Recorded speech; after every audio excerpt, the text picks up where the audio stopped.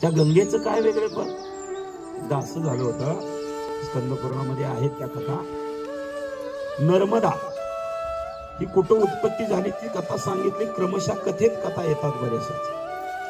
गंगा स्वर्गामध्ये सगळ्या देवांचा मेळा बसलेला होता. त्या ठिकाणी सगळ्या देवतागण होते. त्याच्यामध्ये प्रत्येक मग ब्रह्मा विष्णू महेश सगळे असतील, 100 किन्नर गंधर्व सगळे सगळे सगळे सगळे बसलेले होते. आणि बसलेले असताना त्या ठिकाणी गंगाई होती आणि त्याच ठिकाणी एक अभिषेक नावाचा राजा होता. असे 2 राजे होऊन गेले, एक राजा दशरथ आणि हा एक अभिषेक. देहानिशी स्वर्गावर देवाला मदत करायला जायचं. युद्ध लागलं, देवाला अडचण आली. काही असे योद्धे होते की जायचे देवाला मदत करायची. आणि तसाच असणारा आणखी एक राजा होता मुचकुंद. 6 महिने मुचकुंद तर 6 महिने लढतच होता देवाच्या बाजूने. ती कथा तुम्ही रणछोडराय ज्यावेळी गुजरात दर्शनाची यात्रा करता, आपण आता गुजरात मध्येच आहोत आणि ह्या परिक्रमेत ते ठिकाण घेतलं होतं.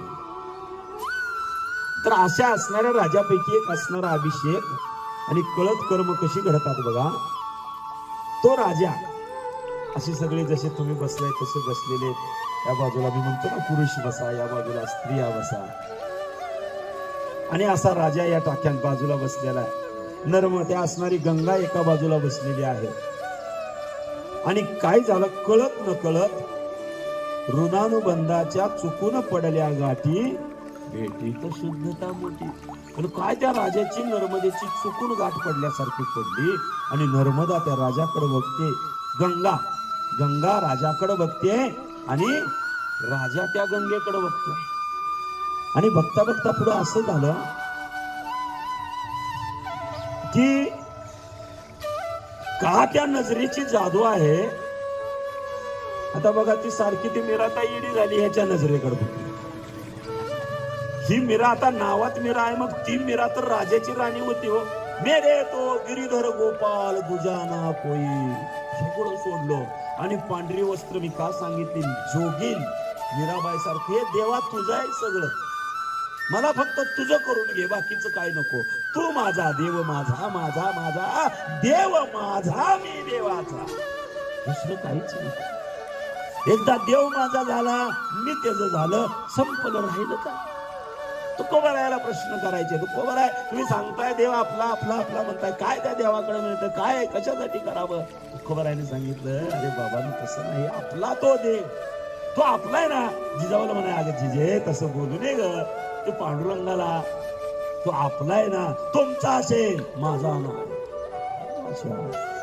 ताकद होती पण तिच्याच पायातला दातानं काटा काढला.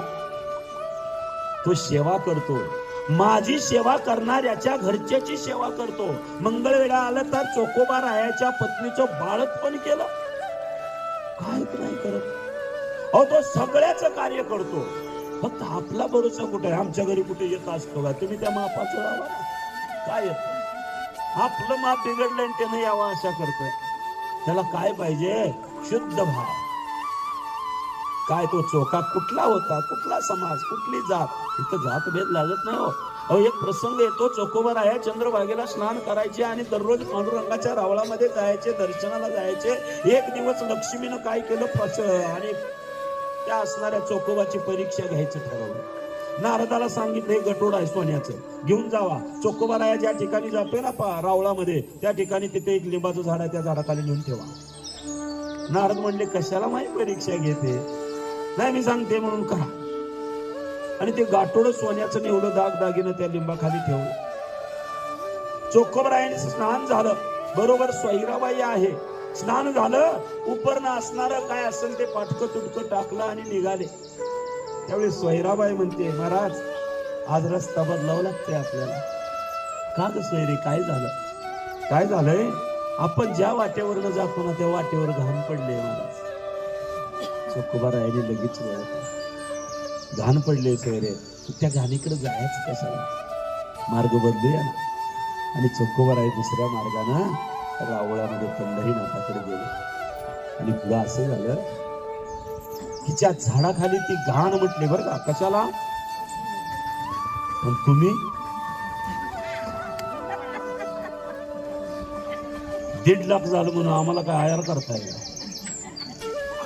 आणि त्यावेळी असं झालं, त्या लिंबाच्या झाडाला असं वाटलं, जो माझ्या सावलीला येत होता त्याच्या पदस्पर्शानं मला मोक्ष मिळणार होता, मी पावन होणार होतो, ते गेलं आणि ही घाण माझ्याकडे आली. ह्या घाणीमुळं माझा असणारा चोथा माझ्याकडे आज आला नाही. त्या लिंबाच्या झाडाला ते बरं वाटलं नाही, बघवलं नाही, ते धड धड धड धड धड जळून गेलं, वाळून गेलं, वटलं लिंबाचं झाड.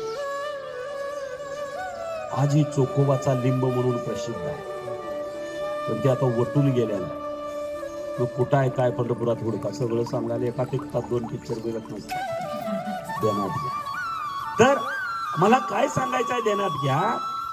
त्या चोखोबा घाण समजत होते, तिथं सुद्धा हा असणारा परमात्मा आणि कार्य करतोय.